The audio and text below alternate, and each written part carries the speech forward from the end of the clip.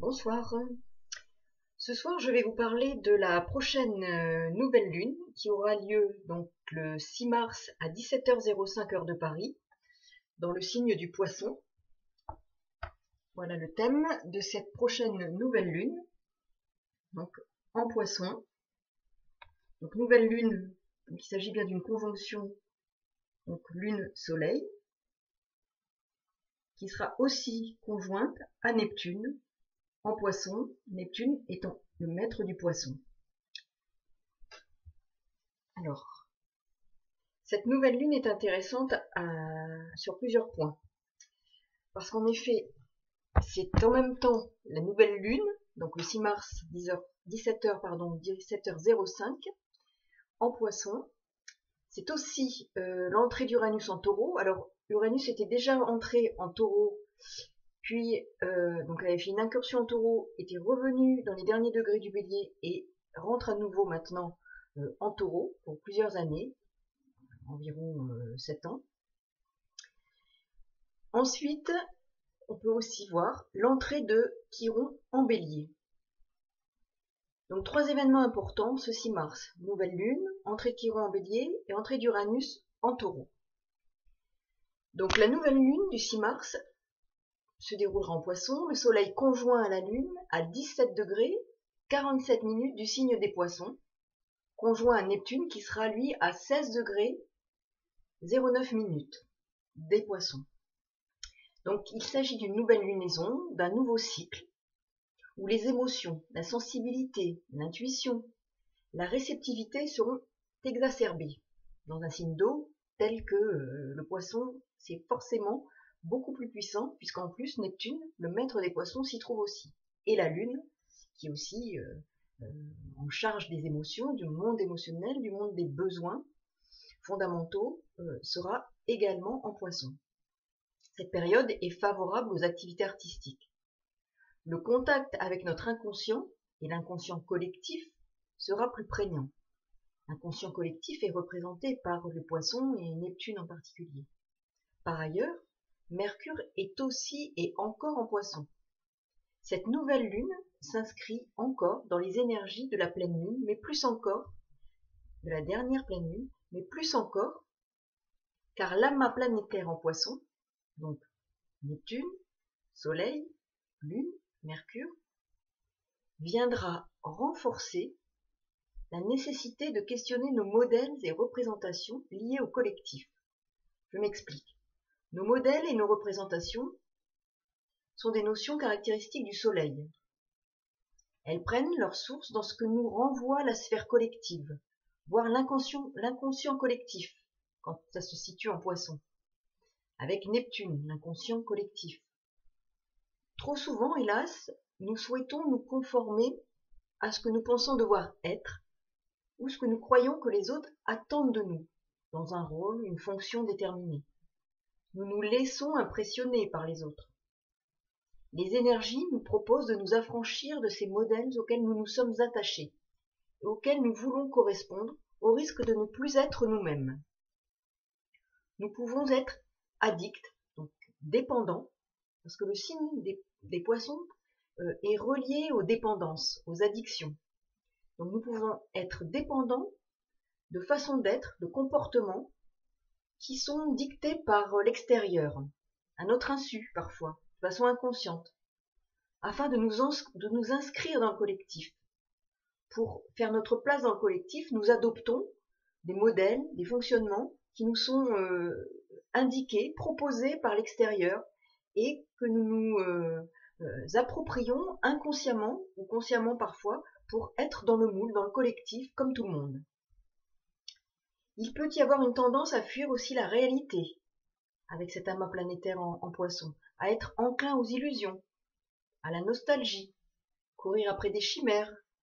Mais heureusement, Saturne veille au grain en Capricorne, en sextile avec cet amas planétaire.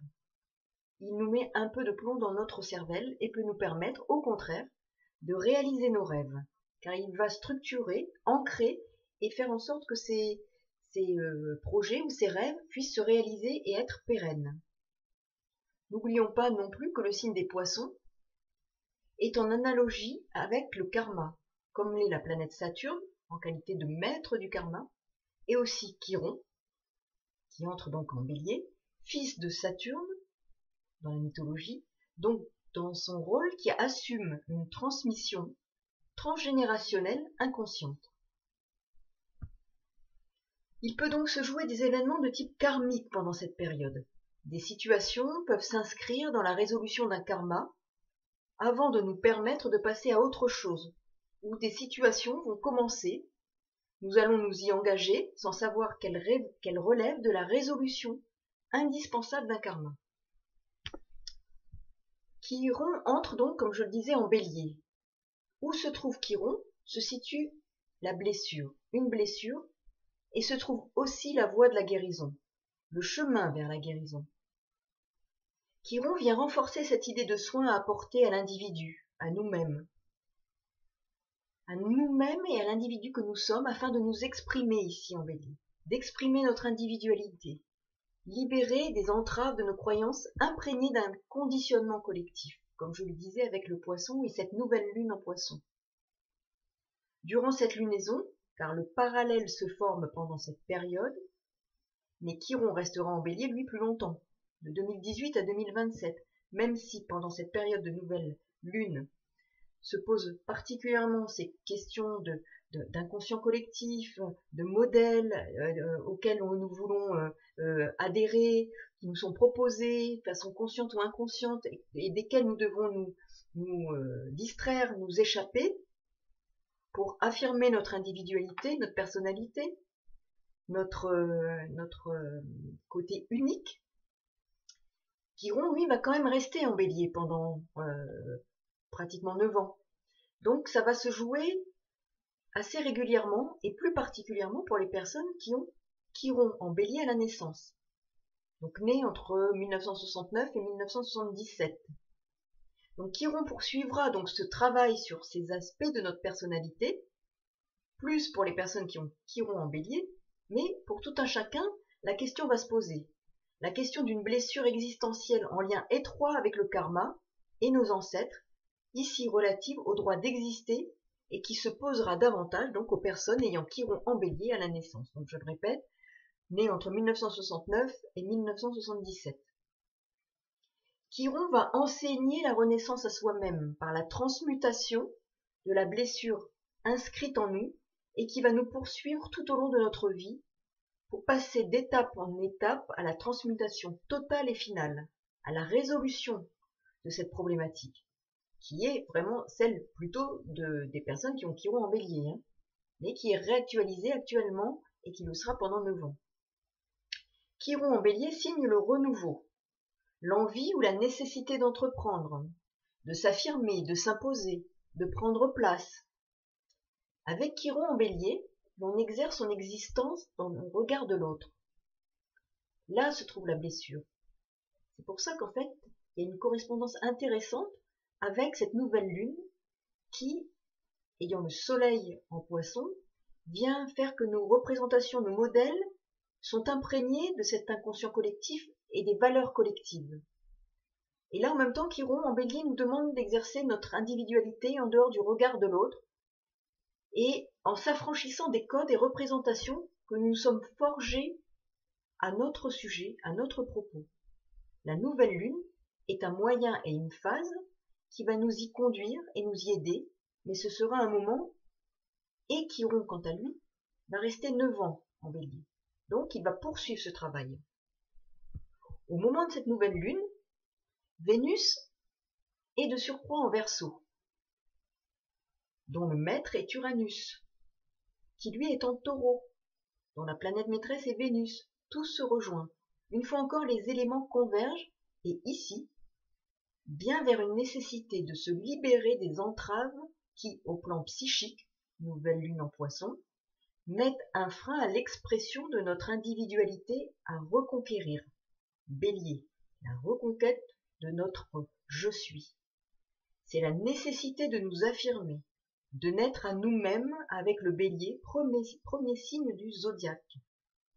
Les énergies en présence nous offriront la possibilité d'entamer notre sortie du moule de la conformité aux images et valeurs transmises, diffusées dans la sphère collective. C'est une opportunité qui s'offre à nous, des énergies qui peuvent nous y conduire. C'est à nous de nous en saisir, mais c'est un tremplin. Ça peut se réaliser à travers des situations auxquelles on va être confronté, mais ça peut être aussi une première étape vers ce détachement des valeurs conformes au collectif. Le signe des poissons est le signe de fin de la roue du zodiaque, et le bélier celui du début. Par conséquent, on peut se saisir de ces analogies pour conclure et fermer un livre de notre existence, ou au moins un chapitre, et en ouvrir un autre, un nouveau. Il s'agit de la fin d'un cycle pour aller vers un nouveau départ selon d'autres modalités de fonctionnement, modalités rénovées. Je rappelle la place d'Uranus.